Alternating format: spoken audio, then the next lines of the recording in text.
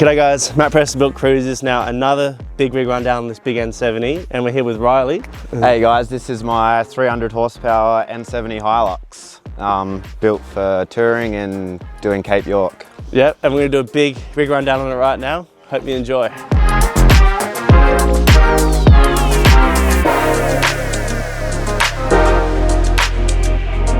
Alright Riley, so we're at the front of the big HILUX here. So what bar work we got here? Yeah, so up front we just got the colour matched ARB Deluxe bar, which follows down into the side steps and rails. Yeah, I like that. The side steps have been wrapped aligned. Yeah, because they're normally silver, aren't they? Yeah, they come silver, so I wrapped aligned those. I like that. As well as full length bash plates underneath, which have also been wrapped aligned. Yeah, so fully protected because of the Cape York. Yeah, because of Cape York. The wrapped aligner happened after Cape York, obviously, because they were all a bit worse for wear. That's fair. And then in the bar we've got a Rumva 11 XP. And that goes all right? Yeah, that goes really good. Never had any dramas with it, and yeah, to be honest, I've only used it once or twice because it's a HILUX, mate. Doesn't get stuck. Doesn't get stuck? Yeah. Or maybe you've used it to pull someone Yeah, out. pull out Navaras, obviously. Oh, Navaras. And then that's cool. Just got the Steady Type X Pros. Yeah, and they've been all right? They've been awesome. Coloured little grey. Yeah, colour matched. So the theme's obviously the grey and black sort of I do like very sort of subtle stuff. Yeah, and then just the GME whip up the front, which also acts as a height guide if the GME fits, the rooftop tent fits. I do like that. I've had the same thing on the Prado. That's very good. And then you can see tucked behind the grille is a big Psycho front mount intercooler. Oh yes, yes. And that's basically the front end, I guess. And is this badge, is that custom? This is a whole new grille. Oh yeah, yeah. And that's just part of the grille. That's how it comes. Oh yeah, that looks nice. Bonnet protector. Bonnet protector. And then what is this? Is this a later model HILUX? This is the HILUX that comes factory with the bigger scoop. Yeah, that's what everyone wants in there. Yeah, yeah, this is the HILUX bonnet everyone wants, and obviously there's a big hole there because there's no intercooler in the top anymore. Oh, okay. And then just the Psycho snorkel as well, 4-inch Stano. Yeah, are there front recovery points here? Yeah, there's rated recovery points. Oh, nice. And I guess we'll talk about it later, but there's a bit going on with the suspension on the sides as well. Yeah, we'll definitely we'll jump into that now. So suspension wise, I've gone with a bit of a mix of things. I've got the billet superior upper control arms, just to really dial in that wheel alignment. And that's coupled with the Dobinson's remote res shocks. In terms of tyres, it's a tourer, full-time tourer, so I didn't want anything crazy that's gonna really slow the vehicle down. So I've just got the Maxxis Razors in a 265, just sort of that perfect size that you're not getting too much scrub on the inside, and I really wanted to avoid doing a body chop to keep this vehicle completely legal when I'm traveling Australia. In the rear end of the suspension, I did have parabolic Dobinsons to pair with the remote res, but just when it came to carrying the canopy constantly, I've actually changed them out for an EFS constant load 500 kilo spring, which with the constant load on the rear rides beautifully. Oh, the freaking sun. I'm gonna stand here. The sun's like blasted my face before. All right, Riley, so we're on the side of the big HILUX here. Now the paint, so this is obviously a factory paint. Yep. And then you've done the matching, like you said before, on the scrub bars. Yeah. Do you know what, is this like a Nardo grey? I've no idea. I think it's just like a graphite sort of colour. Oh, but actually no, that's the car's just been fully detailed, so that's why you can say it looks really nice. It actually comes up quite nice at the moment, because obviously after Cape York there was a few little dents and scratches that all had to be fixed up. And you've got the little like black badges there. Yeah, they're just an eBay special. If anyone with a HILUX is looking for those, they're about 12 bucks on eBay. that does look, don't waste your time trying to paint your own. It's way easier just to buy a new set for sure. Yeah, it's not too bad. And then obviously weather shields up here. Weather shields up the top, and then they got the original Rhino backbone.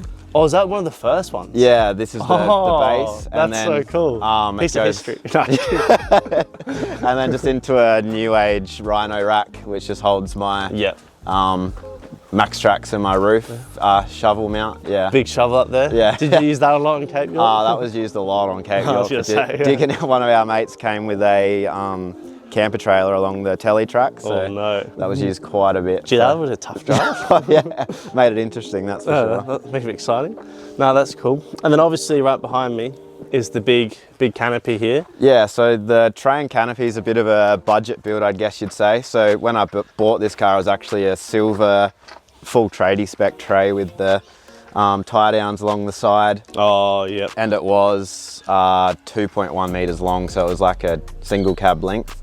Oh, so okay. I've actually, I didn't want to spend the money on a brand new tray, so I've actually chopped the tray and completely disassembled it and painted it in my driveway. So wow, no, it looks good though. Yeah, it can be done. You don't have to have all the fancy gear. Yeah, you don't have to buy a big expensive tray. That's it. It's literally done in my driveway. So modify it up, wrap to a few things. Yeah. So then what, you made all these mud flaps yourself? So the guards, yeah, they were sitting in a fair bit further, so I've just made some new brackets to bring it all out to sort of cover the wheel. Bit bigger wheels for yeah, and then chucked a TC canopy box on, which is also on the sort of more budget side of things, but that was sort of the aim, just to get me up to Cape York, and it worked well. Got you there. Waterproof. I mean, I had the canopy underwater, so yeah, right. Yeah, I don't have any issues with TC box. It's always done well for me. Oh, that's good. And you obviously got the jack off points here. Do you ever take it off? I haven't actually ever jacked it off. It's just sort of don't really have the space to have it in my driveway anywhere at the moment. So, but you've got the option if you need to. Yeah, if I ever wanted to. Bit of a single cab like weapon. Put 35s on it. Needs to be tamed by the weight of the canopy.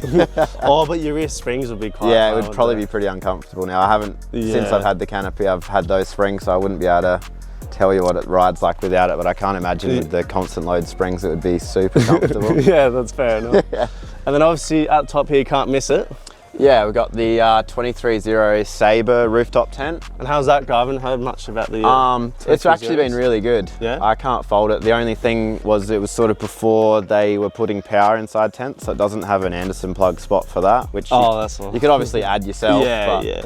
Apart from that, setup and pack up's really easy. I was living out of the car for 60 days, so. Oh wow! And obviously you got a little panel up there. Yeah, 170 watt hardcore solar panel, so that puts in about 9 amp hours, which is more than the battery uses. So. Oh, awesome! Yeah, it's sort of, if you're in some sunlight every day, you can run indefinitely, basically. You're running perfect. Yeah. No, that's sick.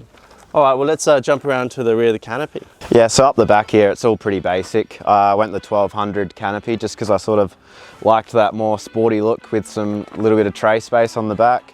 And that just means that I don't have to have all the weight of my spare tyre hanging off the back of the canopy. I just got the jerry can holder and obviously the second spare underneath. When you're sort of going remote, you don't want to be stuck out with just one spare, so it's just handy to have that other spare tyre. The tray used to sit out a lot further until I chopped it back, but now it's sort of in line with the tow hitch, which really gives me a lot better departure angle as well. Since I put the canopy on, it's sort of felt pretty claustrophobic not being able to see out the back and not having great visibility out of the side mirrors. So I've just chucked this little camera up here, which is linked to a constant rear view mirror. That just allows me to have a lot better vision, especially on the highway, just to ensure it's safe to overtake and make sure there's nobody coming up behind me. It's actually made it feel a lot more spacious inside the cab as well. Yep, so this is the driver's side of my canopy. I bought this TC box brand new, and obviously it comes with no interior fit out at all, so I had to make a false floor and then put the floor over the top to bring everything up level with the door seal, just so everything can slide in and out easily. I didn't have this on Cape York, this was an afterthought. This was purely because I was living out of 4 tubs, which actually made it quite difficult if you wanted to get something from the back of the canopy. So I've just made up this little drawer which just holds all my recovery gear, my ARB compressor and some tooling. Also on long trips doubles as a bit of an extra pantry. The front of my canopy has got this little section here. The other side is where my dual battery system is all set up with a 120 amp hour slimline battery. And this side is just a little hidden compartment. And that's got just spares and tools and just stuff that you don't really need to get to that often, but it's just tucked away in there if I ever need to grab anything out. In addition, also have a first aid kit tucked up the front, which has a snake bite kit and splints and everything in case, worst case scenario, something bad happens when you're remote. as well as a fire blanket on the backside of the pantry, just for the same deal. You don't know what's going to happen, so it's best to be prepared when you're out in the bush. Got a set of the hardcore adjustable lights, so there's one on the door, one on the strut, and one up in the canopy, so they're mode adjustable depending on the environment you're in. And yeah, that pretty much covers the driver's side of the canopy. So this is just the under tray toolboxes, nothing very fancy here. It's just where I keep my tow hitches and any sort of wet recovery gear, just so it doesn't go back in the nice clean canopy. I've got my Max Trax recovery point there. You can put a soft shackle through and make the recoveries a fair bit safer. All right, so obviously we're on the party side of the big HILUX here, the main kitchen setup, everyone's favorite. Yeah, this is more of the living side of the canopy, I guess you'd say. Again, it's a sort of a budget build, so it's all been fitted out by myself and tested, adjusted over many trips and working out what does and doesn't work. I guess the main piece is the Bushman's 85 litre upright fridge, sort of nice. sticker bombed with all the brands that I've sort of used throughout the build, I guess. There's heaps up here as well. Yeah, this is so all the stickers on the roof of all the places I visited. Yeah. I've done the Rogue canopy fan upgrade in the fridge, so Oh wow. that blows onto the freezer and just helps circulate the cool air a bit better. Is that hard to do? I've never seen one do it. It was slightly difficult. You got to feed it through the back of the insulation, and I've wired it directly into the compressor fan. And there's no, have you had to drill a little hole through the? Nah, so I've used the factory sort of grommet insulation hole, but I've wired it onto the compressor fan, so that means the fan's not constantly on. It just runs when the condenser compressor fan is on, just to spread the cool around. Yeah, just to, but not have it run constantly and draw down the down the battery. So I've actually noticed with that fan, it's increased the performance of the fridge. The cycle time seems to be less, and the efficiency of the fridge is so much better on, say, the lowest setting. There you go. It's yeah, on the lowest setting it seems to be about 1 degree, so cold beers all the time. Oh, nice. That's what you want. Yeah. And then we have a pull-out pantry. So this is surprising how much you can actually fit inside the pantry. Yeah, that's quite deep. Which is what I'm after. Obviously, only running a 1200 canopy, you sort of need to have as much space as possible. And yeah, I just got these little bungee cords from Bunnings to sort of secure everything down, so you don't have that issue with things falling up against the fridge and jamming your pantry up. Did you have to put them in, or do they come? Yeah, these is just something I found at Bunnings and drilled holes and sort of made it work. Yeah, they're cool. And then there was a lot of spare space underneath, so I've made a little cutlery drawer underneath. Oh, that's so cute. Just, yeah, obviously with such a small canopy, size is so much importance when packing, so anywhere there's a little space. Every millimetre you can. I love that. Making the most of it. I love the little handle. Yeah, it's bougie. Very, very fancy.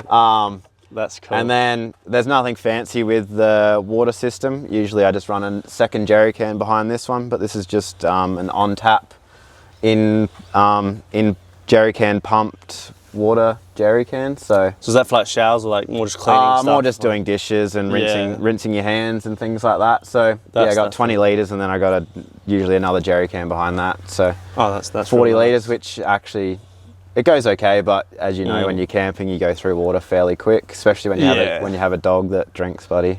Oh, you take a dog with you? Yeah, sometimes we take. If it's not national park, we'll take our dog, and he needs a fair bit of water. Yeah. Oh, that's fair enough. Yeah, so when it comes to 12 volt, I've kept it fairly simple. I've got a kick-ass slimline 120 amp hour battery, and that's paired with the Red Arc 40 amp charger. So within 2 hours, you can have your battery basically fully charged. And that powers up this sort of power station, I guess you'd call it. So that provides power to the awning lights and to my water pump in my jerry can.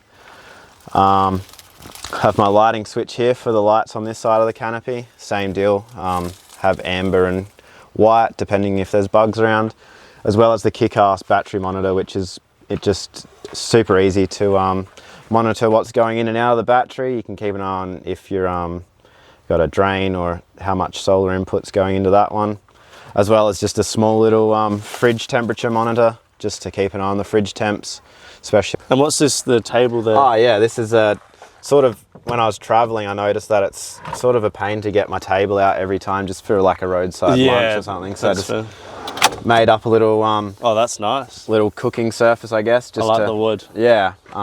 Again, just a DIY job. Yeah, so if you're in here, you get your stuff out. Yeah, put it on the fridge, and then you can make your lunch on the side of the road without having to pull out your big table and folding the legs out and everything. That's perfect. And yeah, again, just sort of trying to maximise the space of a 1200 canopy to. Yeah, it's not much room to work with, but it's good to see that you can definitely do it. And like I said, I've lived out of this for a couple of months, so yeah, that's pretty impressive. Yeah, it can be done, and I'll tell you what, you definitely get quick at setting up your setup, like your rooftop tent and everything, once you've been doing it for a while. Under 2 minutes, you have the whole thing set up. Right? Yeah. Nah, that's fair enough. That's awesome. Yeah.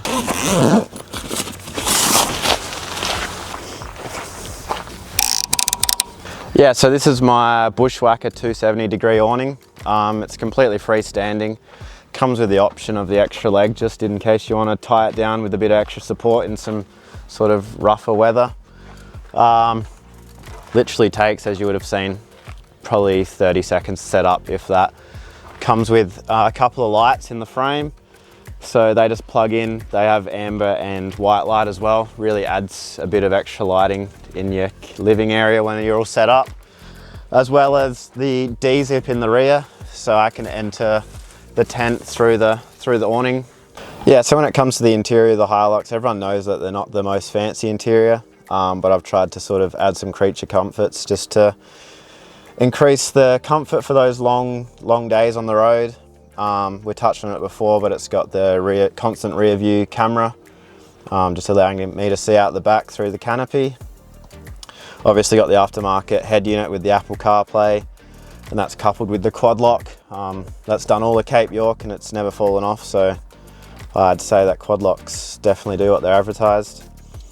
Got the red arc gauges here just to monitor all my temperatures. I've got the EGT temps, your battery voltages, and your oil pressure and water temperature. I got this ECU shop scan gauge just to check codes on the go, as well as a throttle controller, which is paired in with the aftermarket ECU in the glove box. I have a rear Harrop diff lock, which really is an upgrade from the factory SR5 limited slip diff, which, if you own a HILUX, you know, has probably had its last life a long time ago. When it comes to seats, I got the Razorback seat covers. I probably would never own a car again without Razorback seat covers that really upgrade the look of the front seats, and as well as protect the factory seats underneath.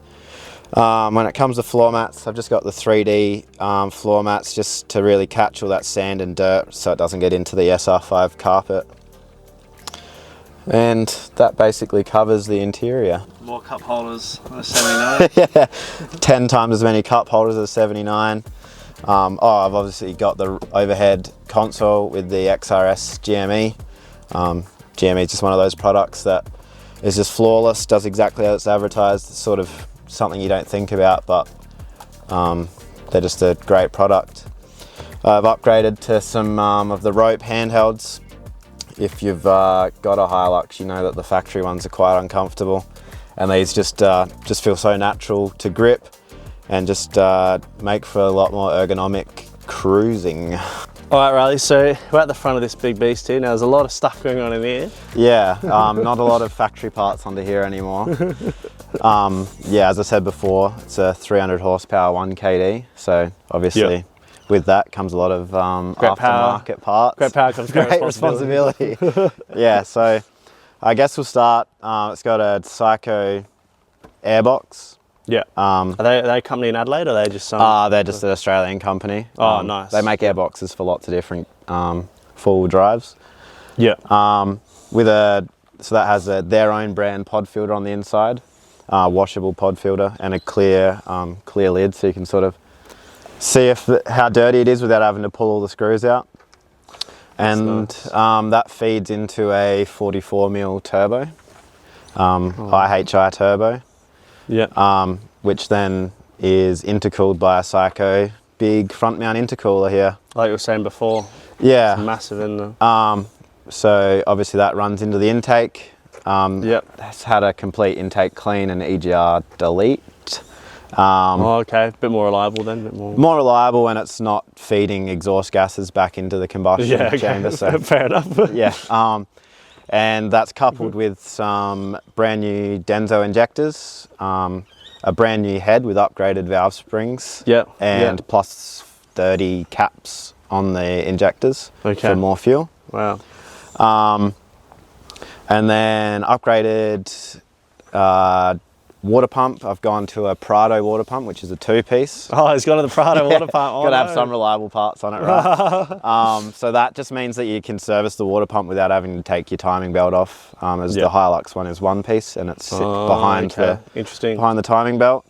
And then I've actually downgraded to an upgraded fan from a 1KZ HILUX, which has more blades. That's also in the Prado 90 series. Yeah, so it's got more blades, so it adds more airflow to the deal. So that paired with the big intercooler, sounds like a lot of big airflows happening there. And then obviously to handle that power, if you own a HILUX, you know that the manual transmissions aren't really cut out for this. So this is a factory 4-speed auto, and that's got a billet converter and a valve body upgrade just to handle that extra power. And as we covered before, it's also got a Harrop E-locker in the rear diff just to keep the driveline strong. Yeah, nice. And then obviously the elephant in the room, the big... It's got the... what's the story behind that? Why so that was a free part, which I thought was a bonus. Yep. It looked okay, brand new, but now obviously there's no intercooler in the scoop, so it's now sun faded and it's seen better days, to be honest. A little bit different. Yeah, different's one word for it. And then just to keep everything safe, I've got a secondary fuel filter. Just when you're remote, the fuel's not the best quality, so you just want to make sure that you've got the cleanest fuel you can. That's good. And just it's also a water separator as well, because you can just never be sure with the fuel. That's fair. When you're out in the sort of sticks in the middle of nowhere, and then obviously you got like a clear cover on your it's got a JDM spec clear timing cover. It was quite cool actually. Yeah, and even the nuts look like anodized nuts, and they match the top. And then I just got a winch isolator in that side for my Rumver winch. And I've kept the dual battery out of the engine bay just because lithium doesn't like heat, and the HILUX wheel arches are prone to cracking if you put the weight in the back corner there. Oh, really? Yeah. Is it too heavy for it? They sort of start to crack the welds out. Interesting. Yeah, right.